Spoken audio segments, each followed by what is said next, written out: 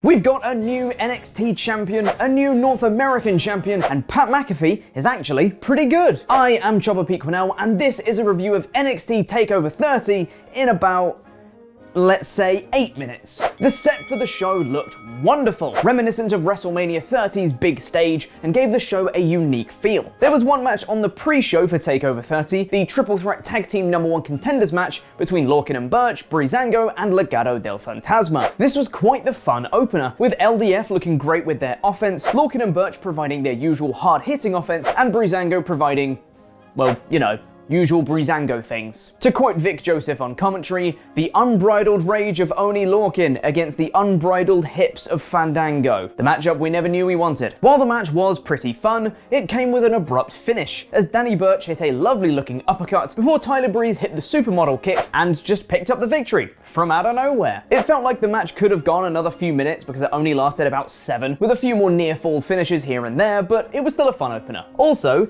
LDF looked legitimately cool. Not like WWE cool, not like this, but actually cool. The star of the pre-show wasn't Tyler Breeze though, or Fandango, Lorcan, Burch, or Wild, or Mendoza for that matter. It was Booker T, because look at that mustache. You know what that means?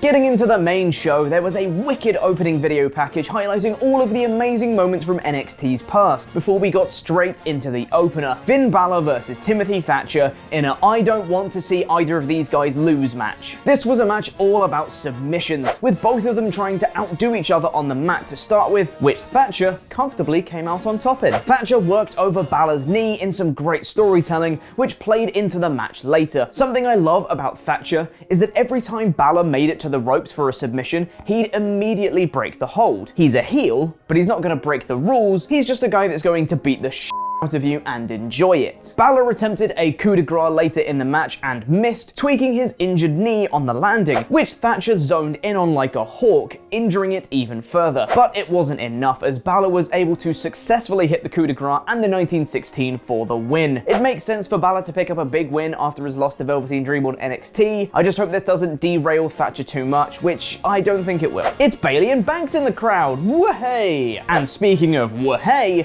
up next was my favorite match of the night, the North American title ladder match between Bronson Reed, Cameron Grimes, Damian Priest, Velveteen Dream, and Johnny Gargano. The match started off great, with Dream pushing Priest out of the way so he could pose during his entrance, but Priest gave him a lovely receipt for it as he came down. This match had so many spots. I can't name them all, but it did have some of my favorites. Some awesome comedy with Grimes getting his legs separated on 2 ladders as he was climbing them, and getting out a small ladder from under the ring before yelling, "Who put this here?" Great Grimes impression, me. Bronson Reed hit a gigantic splash from the top of a ladder with Candice LeRae on his back, who'd come out to help Johnny. There was a mega super Tower of Doom spot where not only was there a powerbomb and a suplex, but throw in a German suplex as well. Why not? F it. Much like the original ladder match for the North American title, at various points in this match, it looked like everyone was winning, and I audibly said for each of them, that's it, that's the finish, and it never was. Grimes hit the cave-in on Priest and was alone in the ring. That wasn't it. Bronson Reed was alone at the top of the ladder. That wasn't it. Gargano hit a brutal spinning powerbomb onto a ladder bridge. That wasn't it. Dream was alone on a ladder. That wasn't it, because Bronson Reed sent Dream flying into the next zip code off the ladder and through a table on the outside. Awesome spot. Literally, my notes read, all in capitals, Grimes is gonna do it. Gargano is there. Priest is there. Damian Priest. Kick him, Priest. Kick him. Yes. Gargano and Priest had a brief tug of war over the title on the top of the ladder before Priest kicked him enough times in the head that Priest was all alone and managed to retrieve the title to become the new North American champion. This was the right call in my eyes, and someone that could have a great run with the title, putting on classic matches with basically anyone. I don't think this was quite as good as the original ladder match for the North American title, but considering that that was one of the best ladder matches I've ever seen, this is only just shy of it. It's it's still pretty fantastic. Priest later celebrated in a hot tub with some sexy ladies, so that's where they've gone now they've left Raw Underground. Up next was Pat McAfee versus Adam Cole. And listen,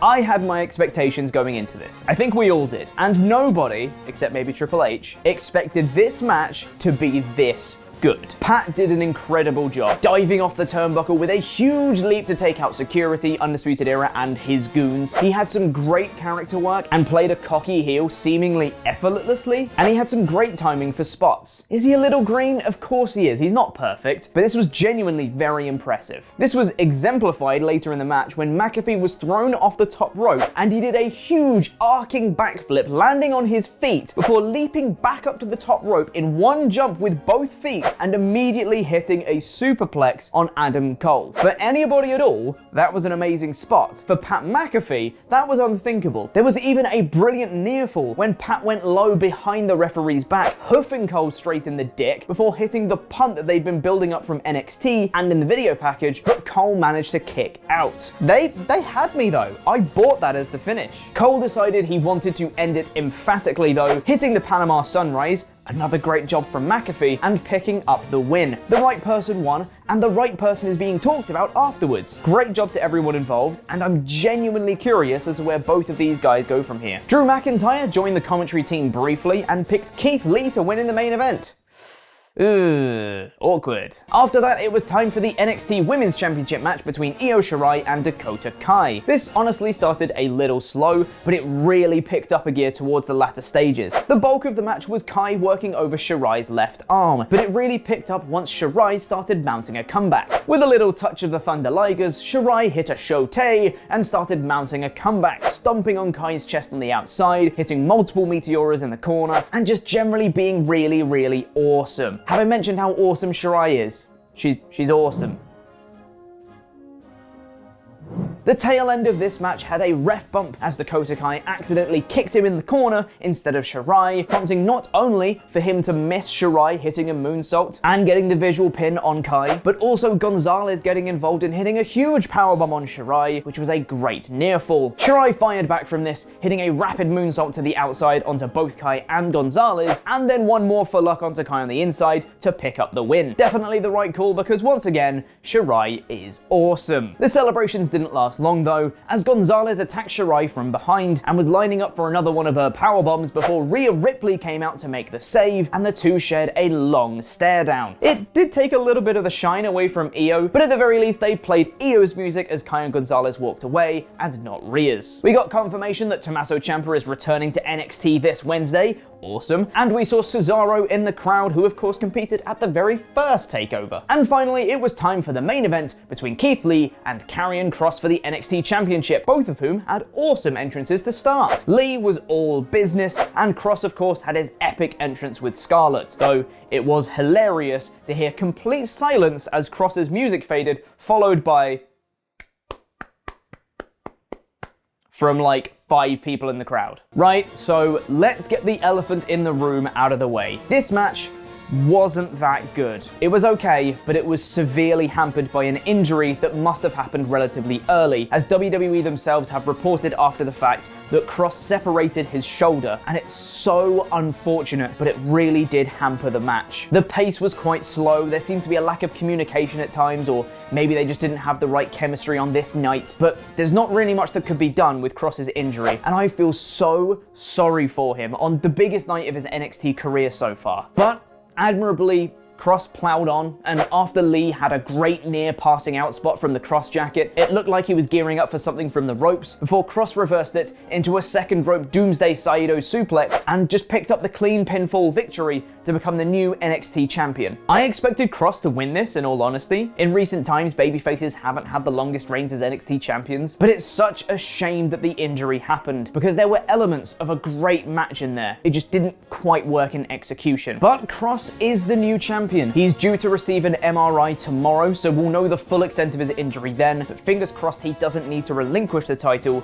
because that would be such a shame for him. Overall, I thought this was a pretty good show. Thatcher and Balor was very good. The ladder match was fantastic. McAfee Cole was better than anybody expected it to be. Shirai and Kai really picked up to be a great match, and the main event was unfortunately damaged by that injury, which was really the only sticking point on the show. So for TakeOver 30, on the rating scale for takeovers, remember, I'd give this a solid 4 out of 5. Not the best takeover there is, but I'd still recommend it. There's reportedly been a backstage clash in WWE over SummerSlam plans. Press the video to the right to find out more, and press the video below that to be taken to our new series on WrestleTalk Clips, the WrestleTalk Recap, where we go over everything that's happened in wrestling this week. Subscribe here for daily wrestling news videos. I've been Chopper P. Quinnell, and that was TakeOver 30.